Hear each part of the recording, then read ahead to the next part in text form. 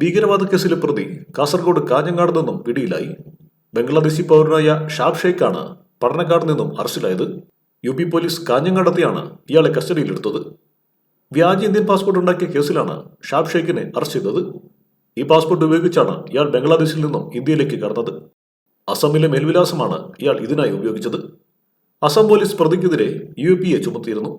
പ്രതിക്കെതിരെ lookout നോട്ടീസും നിലവിലുണ്ട്. പഠനക്കാട്ടെ ക്വാർട്ടേഴ്സിൽ കുറച്ചു കാലമായി ഇയാൾ താമസിക്കുന്നുണ്ട്. കെട്ടിട നിർമ്മാണ ജോലിയാണ് ഇയാൾ ചെയ്തിരുന്നത്. സംസ്ഥാനത്തെ വിവിധ സ്ഥലങ്ങളിൽ താമസിച്ച ശേഷമാണ് ഇയാൾ കാഞ്ഞങ്ങാടെത്തിയതെന്നും പോലീസ് പറഞ്ഞു.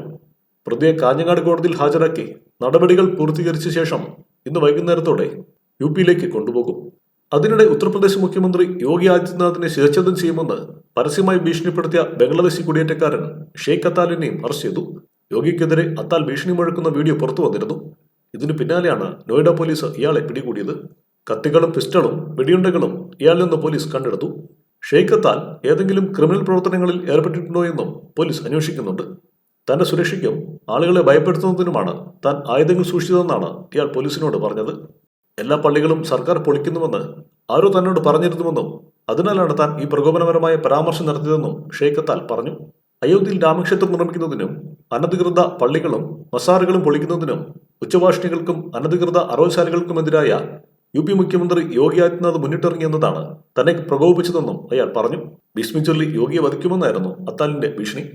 അതേസമയം ബംഗ്ലാദേശി റോഹിംഗ്യ നുഴഞ്ഞുകയറ്റക്കാരെ താമസിപ്പിക്കാൻ ഉത്തർപ്രദേശിലെ റായ്ബറേലി ജില്ലയിൽ നിർമ്മിച്ചത് 52,000-ലധികം വ്യാജ സർട്ടിഫിക്കറ്റുകളാണ്. ഇതുപയോഗിച്ച് നിരവധി ക്രിമിനലുകളും ഇന്ത്യയിൽ സ്ഥിരതാമസം ഉറപ്പിച്ചിട്ടുണ്ട്. ഈ വ്യാജ സർട്ടിഫിക്കറ്റുകളെല്ലാം റദ്ദാക്കുമെന്ന് യോഗി സർക്കാർ പ്രഖ്യാപിച്ചു. വ്യാജ ജനന സർട്ടിഫിക്കറ്റ് കണ്ടെത്തിയത് 11 ഗ്രാമങ്ങളിലാണ്.